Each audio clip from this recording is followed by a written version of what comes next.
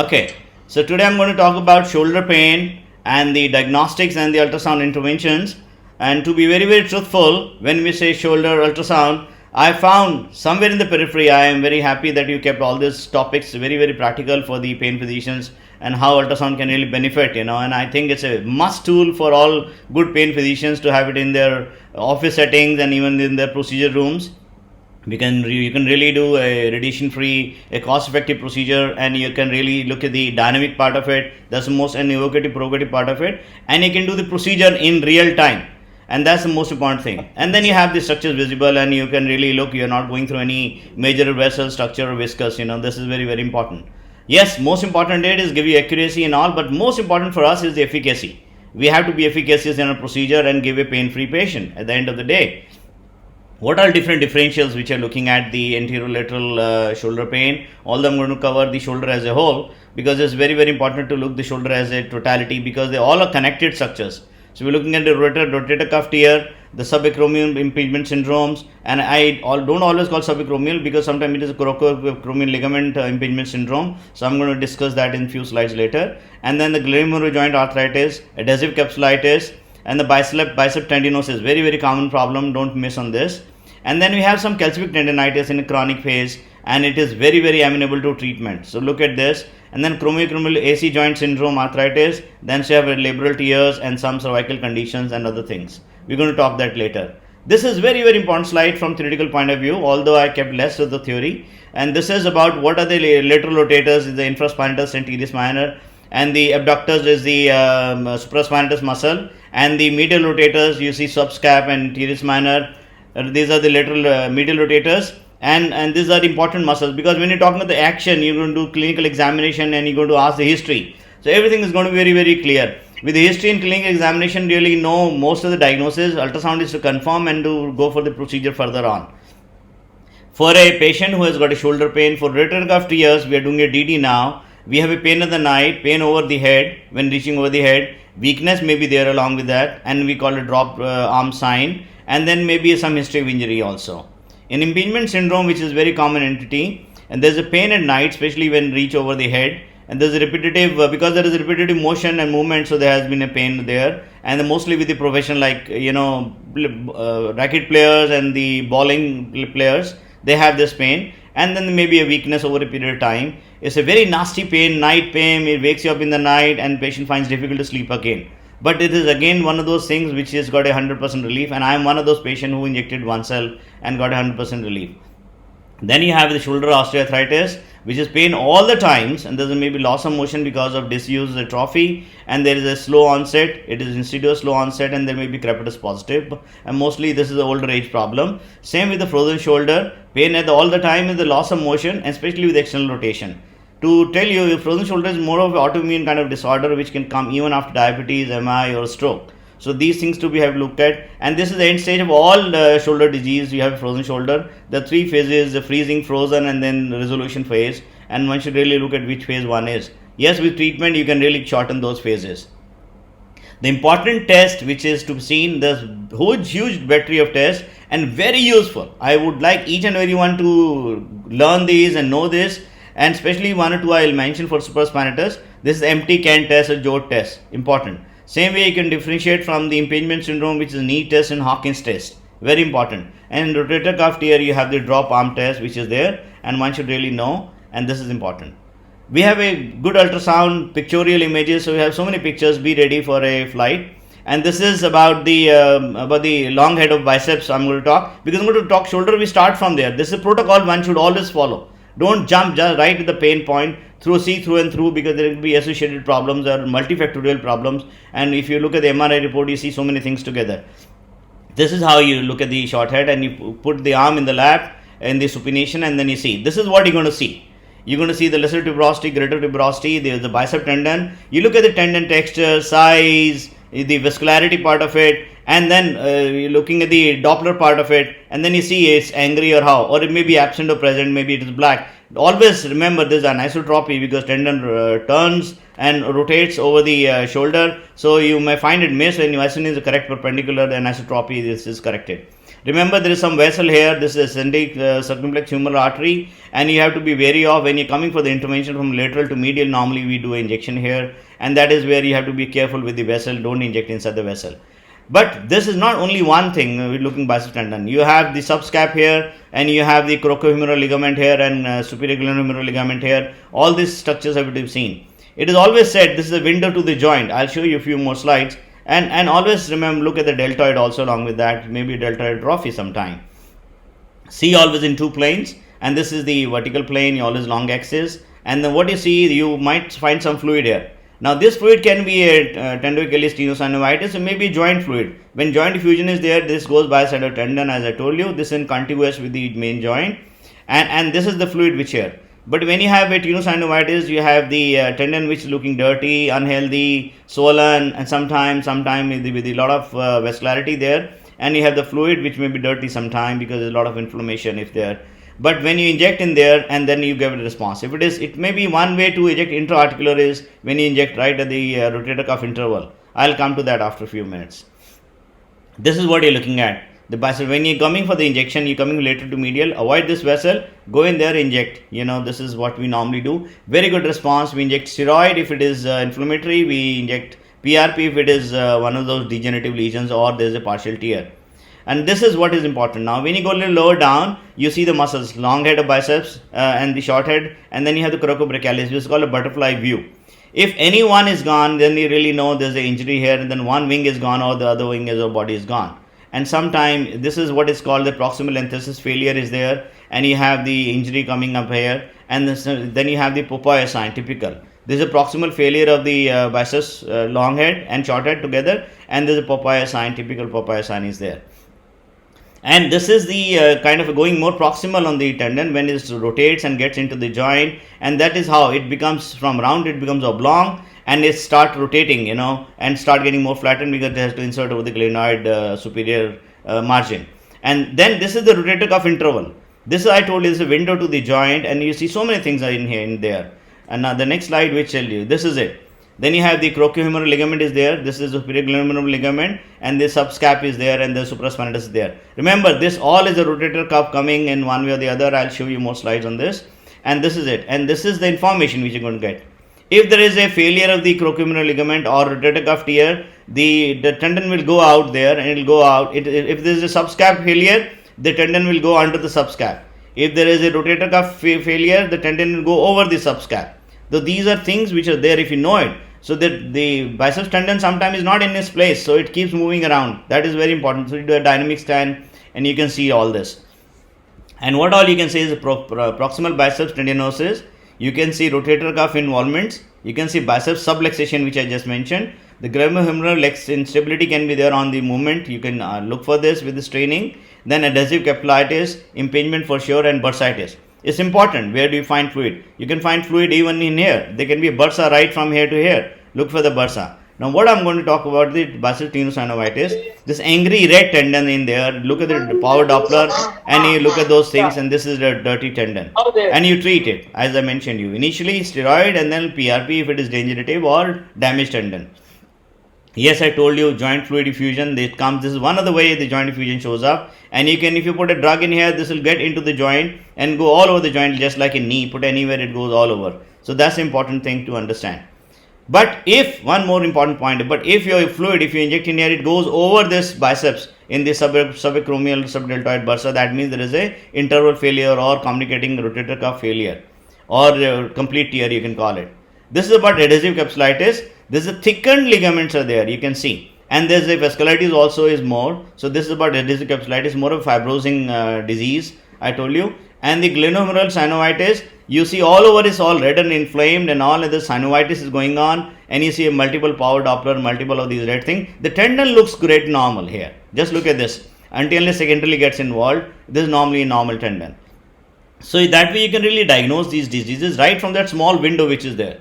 The AC joint, you start walking on the clavicle and keep going laterally, suddenly there is a dip here, and that is the AC joint. Very easy, very good, and should be doable. But the only problem is it's a very, very superficial joint, so there has to be a trick to manage it. And the trick is that you do a gel standoff technique, because you cannot go intervention. You can always see joints, But to put in a needle, it becomes a problem, because when you start putting in a needle, you may pith your probe. So you put a lot of gel in here, and this is just standoff technique. You can just get in here and put your needle like this. Just have a look at it. This is how you're going to put your needle with the gel standoff technique. You can save your probe on that, because people have pithed their probes with the superficial injections.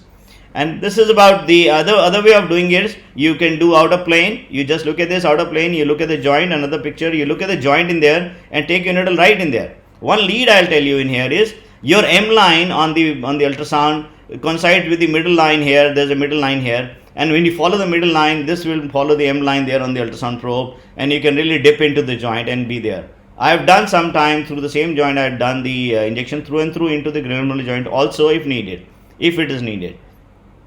Just few lines, and that's the word is the compression. This is what is impingement, is the compression of the rotator cuff and subacromial subdeltoid bursa by the overlying crocioacromial arch.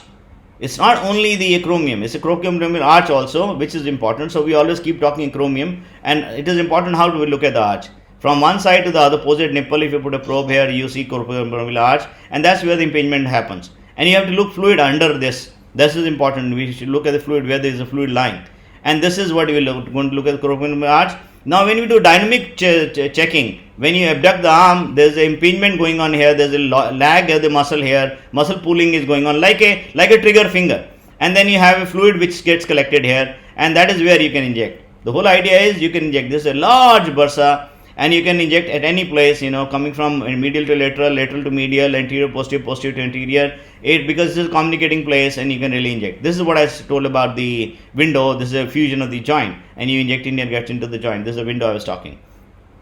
And this is about the bursa. If you have, there's a bursitis along with, not only fusion. Normally you see bursa is not visible unless it's inflamed and filled, only then you can see it. Otherwise it's just lying there, just like in lateral trochanteric bursa.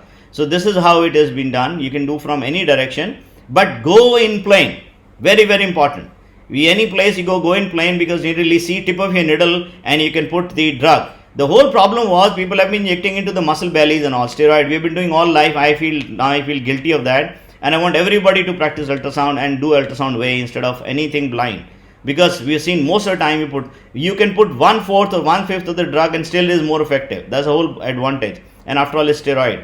And that is how it has been done in plane instead of injecting anywhere else. So people have done a mistake. They're putting drug in here in the fat plane, which goes over the acromion. You put a drug under this in the bursa over the muscle, and just gets into the acromion. That's a typical sign here. The drug is getting under the acromion. This is important, and you can see really going under the acromion here. That's the most ideal. Don't put your drug, steroid, never ever into the muscle. You're going to cause tear, and you're going to increase the tear and pain also, for that matter. Yes. For PRP and regenerative and biologics, it is more important to put inside the tear, inside the belly, inside the disease structure. This is very, very important. Another point here is, you look at the glomerular joint here. These two are different lines. If there is a rotator cuff tear, they will become one. This is important to know. And another thing is, there is always a lateral recess. Next picture you see, there is always a lateral recess here. You see lateral recess. If you can find a lateral recess, you can just simply inject in here. It works good. You don't have to get into the trouble zone. This is about supraspinatus, and this is you see in different planes, and this is how 5 mm from biceps, and this is how it looks. Typical beak appearance, a bird beak appearance, and with the foot of this, and then we have more pictures on this, and we keep going posteriorly. This start getting more flattened, the greater trochanter, and you start seeing it's getting more roundish. And if you keep going posterior, you will start getting the inferior spinatus muscles also, for that matter, and you can be just over the inferior spinatus. And that is how normally the scan has been done. You put your probe in there and towards your opposite hip, and this is what you see, the sagittal view of the hip, what you see in MRI, and that is what you're going to see. And this is a very, very good view. This is what I was talking. You look at the cross section now, the short axis view of the tendon. See, the problem happens is people see some part of the tendon and they say, yes, it's okay. It's always good to see tendon from anterior to posterior, medial to lateral. Only then you can find small tear, which people normally have been missing, and they are going for MRIs. Otherwise, ultrasound is a very, very good tool, and people getting more perfected, they can find it easy. So this is how you're going to look at the images. You have the biceps tendon in here, most flattened, then supraspinatus, then you have the conjoint tendon coming, and at the back of it, after conjoint tendon, you have the infraspinatus tendon, the teres minor. You can see it all there, and this is what is rotator cuff interval I talked about, the long of biceps. And there is a progressive tear, you can pick that. One of those theory slides, where there is absent tendon, there is a complete rupture. When the swollen and by the way, this is the roof collapses there. When the complete rupture is there, the roof collapses and the deltoids gets into the tendon area. So sometimes there is no tendon, only deltoid is coming up till here. This is a swollen hypoic tendon is tendinosis. The linear defects are longitudinal delamination tear. People don't pick it normally until they're expert on this. Irregular enthesis, enthesopathies is known in the all those inflammatory diseases. Then you have the fluid anterior to tendon, which is bursal fluid. The fluid thick bursa anterior to tendon is bursitis. That means there is a bursa inflammation, and there is a long head of biceps anterior to subscap, which I told you, rotator cuff interval failure or the subscap failure. And this is what you look at. The bird beak appearance typical. And the next is there may be partial thickness tear, which could be in the articular place, bursal or intrasubstance failures, or there can be full thickness tear, and you really have to find the distance, how much is the direction which has happened with the failure, and really see where is exactly the tear. The typical tear is a recurrent tear, which is a partial tear of the articular surface, then the partial is the bursal surface tear or full thickness tear, and partial tear intrasubstance tear is there. These are very amenable to PRP therapies and all those degenerative medicines. And don't never ever put steroid in there. Always remember, steroids are always around the tendon, never inside the tendon. And this is the study which has been done with the PRP and tenotomy, and they found PRP is much better than tenotomies. And same way they did a study with the rotator cuff repair. They use stem cell now, and they found stem cells are much better than not putting stem cells in the repair, and with the ultimate results is much better, and all relates with the number of cells they used. And this is a very, very good study which was done. This is about supraspinatus tendinosis. You see swollen tendon, hypoic areas, some tears, vascularity, sometimes calcifications, and you should really know. If there is any doubt, compare with the normal side. You always have a control with you. So the other side is a control side. You can always go to the other side and do it. This is about a calcific tendinosis, very typical of this. See X-ray, you do not always find on X-ray, but you can definitely find on the, you see posterior shadowing, you can always find on the ultrasound. And this is very good, responsive to treatment. And what you do is you do multipath, you do wash, and this is how it is done. Give a local, now after giving local, put a thick bore needle. You can put two needles, one for lavage, one for irrigation and all. And then you do multiple punches, and at the end of it put some steroid. And it is said, if you just take those crystals out like this and make it more dependent, so you can pull it out and put in a LA, because painful procedure, put in a LA and wash it, and even if you pitch multiple times, it responds and gets absorbed over a period of time.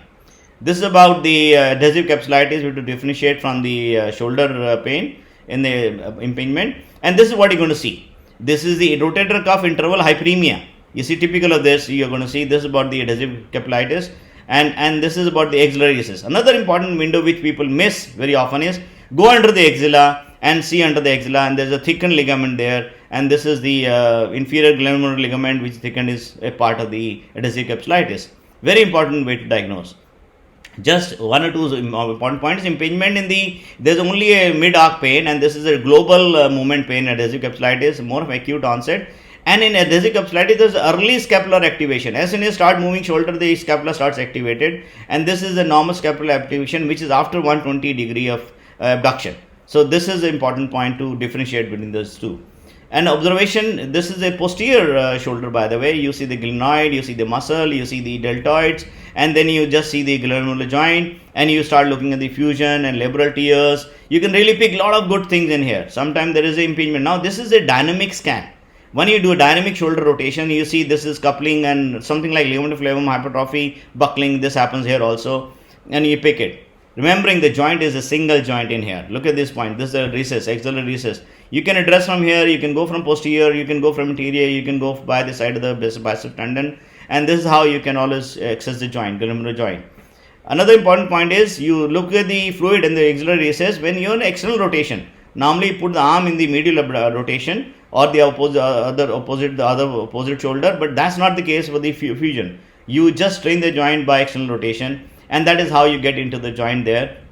Mostly you go from lateral to medial. This is medial to lateral, and you can come from other side also, depending on people are going from here, people are going from here. But avoid labrum, avoid the joint capsule. This is very, very important. And put your drug. It should go walking inside with the Doppler on. And this is important slide. This is the sorry to interrupt you, sir. Yeah. Sorry to interrupt you, sir. Sir, we already crossed 30 minutes now, sir. Okay, almost 3 minutes only. We are done. So this is about the suprascapular nerve, and we do a suprascapular because we're going to do a pain relief. We are pain guys, and we can do the suprascapular notch, we can do spinal glenoid notch. This is important to remember this joint. If this goes, supraspinatus goes. If this goes, infraspinatus goes. If the axillary block goes, then the teres minor and the deltoid goes. So to just give it a block here, this is the supraclavicular here. This is suprascapular notch, and this is where you put your needle there. And when you scan, you can scan with the linear probe. But when you do a procedure, you always try to do curvilinear, because you can see your needle coming. It is deep, it is curved now, so you have to keep that in mind. Another important point is sometimes you can do a out of plane approach. Come from anterior to posterior. If you go posterior to anterior, you can go across and you can injure the other structures. Come from anterior to posterior, again the M line, and then you can just be the this. This is about the pulse RF, and they found a good response. I always do pulse RF along with some amount of dipomedrol and helping the patient. There can be some bad ganglion, is known at the spinal glenoid notch, and you can really aspirate, put in steroid. Just few slides, 1, 2, 3 slides. And this is important. This is the suprascapular nerve, which is the anterior part of it. Now coming from the C5-6, it is going along the suprascapular vessel and a suprascapular vessel, and is going into the notch in there. And this is here you see, this is the brachial plexus, supraclavicular area. This is you seeing the nerve here, and then you just block in there. And this is about the latest find which was there, the neuromodulation. This is peripheral nerve stimulations. You can put in there. It gives a good response in adhesive capsulitis, chronic knee shoulder pain, and a very, very good response. It is already approved with the FDA, and a very good response. The last 2 slides. This is the quadrilateral syndrome, where the 2 muscles are gone and there's a axial neuralgia. But very important for shoulder pain is important to block the axillary nerve also, otherwise pain stays. The dermatome, always remember, you should differentiate from C5. There can be cervical involvement, so C5 dermatome goes like this, and the axillary nerve goes like a police badge sign, and then the other is biceps involved. Biceps is not involved in here. And this is how we go in there. The needle goes in. Always look at the vessel by the side of it in the quadrilateral space and the quadrangular space, and this is where you see the vessel. Next to the vessel lies a nerve, and you put your stimulator. Now this is a peripheral nerve stimulator, is a very, very good thing, where they put stick on devices are there which stimulates the nerve and takes the pain off. It's very, very useful. Thank you so much, my friends, and thanks for bearing with me. Thank you. I'm open to questions. If there are any questions, let me know. Thank you, sir. Thank you. Wonderful. As usual, there is nothing to say. You are always, wonderful. Sir, questions?